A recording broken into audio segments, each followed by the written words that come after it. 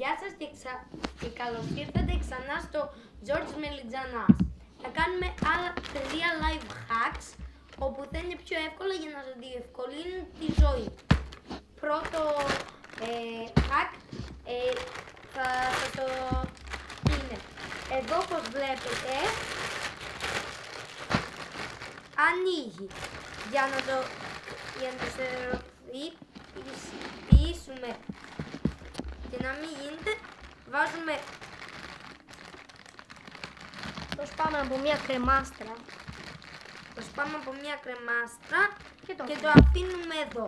Όπως βλέπετε τώρα δεν πάει προς τα πάνω. Τώρα το δεύτερο. Πρέπει να το ανοίξουμε πρώτα.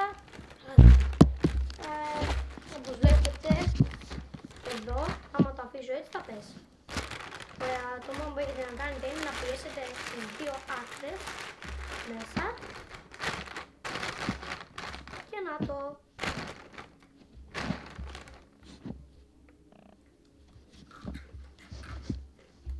Και το τρίτο hack, όπως βλέπετε, εδώ υπάρχει ένα κινητό και ένα ποτήρι, ό,τι να είναι. Όπως θα ακούσετε, αυτό το τραγούδι ακούγεται λίγο. Άμα το βάλουμε στο ποτήρι, δέστε πως ακούγεται.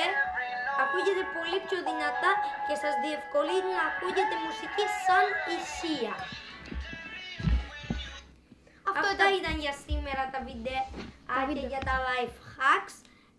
Άμα θέλετε, Απολαύστε τα και Κάντε κάντε κανένα like. Εμείς θα είμαστε εδώ κάθε μέρα να φτιάχνουμε βίντεο και να σας δίνουμε πολλά life hacks για να σας διευκολύνουν τη ζωή. Γεια σας!